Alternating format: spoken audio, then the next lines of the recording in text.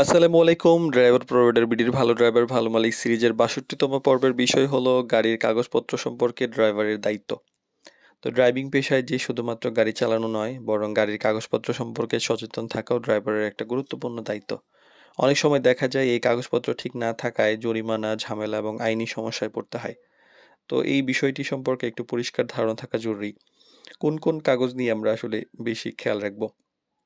তো একজন ড্রাইভারের জানা উচিত যে গাড়ির প্রধান কয়েকটা কাগজপত্র, সেগুলো হলো registration, fitness certificate, tax token, insurance এবং ড্রাইভিং লাইসেন্স।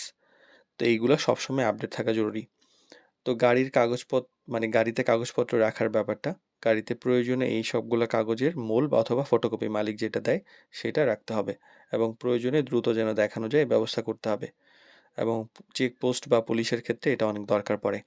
মেয়াদের ব্যাপারটা তো আছে, যে এই কাগজগুলা যদি শুধু থাকে তা নয়, বরং এটা কতদিন মেয়াদ আছে, যেমন ফিটনেসের মেয়াদ, টেক্সট টোকেনের মেয়াদ, লাইসেন্সের মেয়াদ, এগুলো তো নবায়ন করতে হয়। এগুলা যদি সময় হয়ে যায়, মালিক যেহেতু অনেক ব্যস্ত থাকেন, এটাই স্বাভাবিক, এটা ওনাকে জানানো উচিত।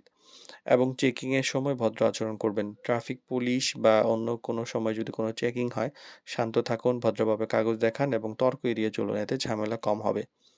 কোনো সমস্যা হলে দ্রুত জানানোর এটা করতে হবে। যে কারণ কোনো সময় হতে পারে কোনো একটা কাগজ হারিয়ে গেছে, কোনো কাগজের মেয়াদ শেষ বা কোনো আইনি সমস্যা এই ব্যাপারে যদি হয়, তাহলে দ্রুত মালিককে জানাবেন। কেন ব্যাপারটা গুরুত্বপূর্ণ? কারণ এর ক্ষেত্রে জরিমানা এবং আইনি ঝামেলা এড়ানো যায়। গাড়ি নিরাপদে চলাচল করতে পারে এবং মালিকের বিশ্বাস বাড়ে। তো গাড়ির কাগজপত্র যে শুধুমাত্র মালিকের দায়িত্ব তা নয়, বরং একজন সচেতন ড্রাইভারেরও এটা দেখা উচিত। সঠিকভাবে খেয়াল রাখলে আপনি শুধু একজন ভালো ড্রাইভার নয়, বরং দায়িত্বশীল এবং পেশাদার হিসেবে নিজেকে প্রমাণ করতে পারবেন।